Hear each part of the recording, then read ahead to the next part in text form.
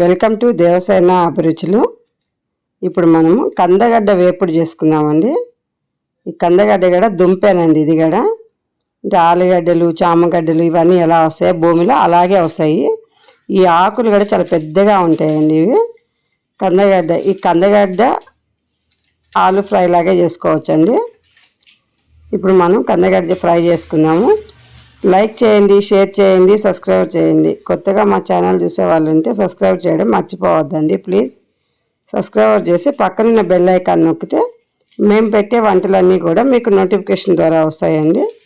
ఇప్పుడు కంద వేపుడు చూద్దాము. ముందుగా మనం కందగడ్డ తీసుకొని చూడండి, ఈ విధంగా ఉంటుందండి. ఇది కందగడ్డ పెద్దగా వస్తుందండి, దుంప పెద్దగా ఉంటుంది. ఇది అంటే పావు కేజీ నుంచి మనకు కిలో 2 కిలోలు కూడా దొరుకుతుందండి దుంప. ఇది అంత పెద్దగా వస్తాయి. ఆ గడ్డ ఊరేదాన్ని బట్టి ఉంటుందండి. ఇది చూడండి, ఇదైతే కేజీ ఉందండి. ఇది మొత్తం చెక్కు తీసేసి ఈ విధంగా ముక్కలు చేసుకోవాలండి. చిన్న చిన్న పీసుల్లాగా చేసుకోవాలి. ఇది కొంచెం మనం కట్ చేసి కడిగేటప్పుడు కొంచెం చేయగా దురద అనిపిస్తుందండి మనకు, కాబట్టి మనం నీట్గా చేసుకోవాలి. ఇది చూడండి, ఇప్పుడు అవన్నీ కడిగేసి ఒక బౌల్లో వేసేసుకొని కావాల్సిన వాటర్ పోసుకోవాలండి. అంటే ముక్కలు మునిగే వరకు వాటర్ పోసుకొని ఈ విధంగా చూడండి, ఈ విధంగా ఇన్ని నీళ్ళు పోసుకోవాలండి. దీంట్లో కొంచెం పసుపు వేసుకోవాలి. ఒక 1/2 టీ స్పూన్ అంత పసుపు వేసుకుంటే సరిపోతుంది. సాల్ట్ కూడా వేసుకోవాలండి,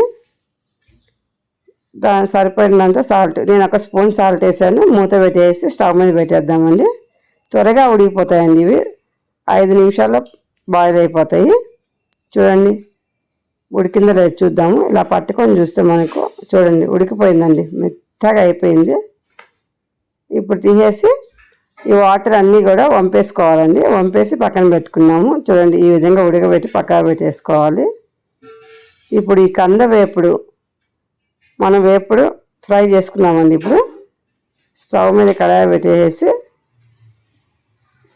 కడాయి వేసుకొని పోపుకి ఏమేమి కావాలో చూద్దామండి. ఇప్పుడు మనం పోపుకి మినప్పప్పు, ఎల్లిపాయలు, కరివేపాకు, ఎండుమిర్చి, కొంచెం ఆవాలు, జీలకర్ర, అంతేనండి. స్టవ్ మీద కడాయి పెట్టుకునేసాం. ఇప్పుడు మనం ఆయిల్ కూడా హీట్ ఎక్కింది కాబట్టి పోపు గింజలు వేసుకుంటున్నామండి. ఆవాలు, కొంచెం జీలకర్ర, ఇవి కొంచెం చిటపటమన్న తర్వాత మనం ఈ మినప్పప్పు ఇవన్నీ కూడా వేసుకోవచ్చండి. కొంచెం ఆవాలు అయితే బాగా వేగాలి, వేగకపోతే పచ్చిగా ఉంటాయండి అవి. ఆవాలు కొంచెం వేగే వరకు వెయిట్ చేయాలి మనం. ఇప్పుడు ఆవాలు వేగిపోయినాయి కాబట్టి మినప్పప్పు, ఎండుమిర్చి వేసేసుకున్నాము. ఇది కూడా కొంచెం వేగాలండి. కొంచెం మినప్పప్పు కొంచెం కలర్ వచ్చేటప్పుడు ఎల్లిపాయ దంచుకున్నాం కదా, కచ్చాపచ్చ దంచి పెట్టుకున్న ఎల్లిపాయని కూడా వేసేసేయాలి. ఏ ఫ్రైలోకైనా ఎల్లిపాయలు వేసుకుంటే చాలా బాగుంటుందండి. ఆ స్మెల్కే మంచిగా అనిపిస్తుంది మనకు. అందులో రోజు ఎల్లిపాయ తినడం అనేది చాలా మంచిదండి బాడీకి. కాబట్టి ఏ కర్రీలో అయినా ఎల్లిపాయ వేసుకుంటే మంచిది. మార్నింగ్ ఉదయంగా చాలామంది ఎల్లిపాయ తింటారండి. ఇప్పుడు మనం కొంచెం కరివేపాకు వేసుకుంటున్నాము. కరివేపాకు వేసిన తర్వాత మనం ఉడకబెట్టి పక్కగా పెట్టుకున్న కందగడ్డ అండి. ఇది కూడా వేసుకొని బాగా వేపుకోవాలి. ఈ ముక్కలు కొంచెం కలర్ చేంజ్ అయ్యే వరకు మనం నీట్గా వేపుకుందామండి. సిమ్లో పెట్టుకొని వేపుకోవాలండి, పెద్ద మంట పెట్టద్దు. కొంచెం వేగిపోయింది. ఇప్పుడు మనం కొబ్బరి పొడి అండి. ఇది ఒక 2 స్పూన్లు కొబ్బరి పొడి వేసుకుంటున్నాము టేస్ట్కి. ఇప్పుడు కారం మీరు ఎంత తినగలిగితే అంత కారం వేసుకోవచ్చండి. నేనైతే 1 చెంచా కారమే వేసాను, ఎందుకంటే కందగడ్డలో కూడా ఎక్కువ కారం ఏం పట్టదండి. మీకు నచ్చినంత కారం మీరు వేసుకోవచ్చు. కారం కూడా వేసి సిమ్లో పెట్టి ఈ విధంగా బాగా వేపుకోవాలండి. ఎంత నీట్గా సిమ్లో పెట్టి ఎంత ఎక్కువసేపు వేపుతామో అంత బాగా వస్తుందండి ముక్క అనేది, మంచిగా ఉంటుంది తినడానికి. తొందరగా అదరవర చేసేసామంటే మంచిగా ఉండదండి. నిదానంగా వేపుకుంటేనే ముక్క అనేది మంచిగా వేగుతుంది. మంచిగా రెడ్గా వచ్చే వరకు వేపుకోవాలండి. చూడండి ఎంత బాగా వేగిందో. ఇప్పుడు మనం సర్వింగ్ ప్లేట్లో చేసుకుందామండి.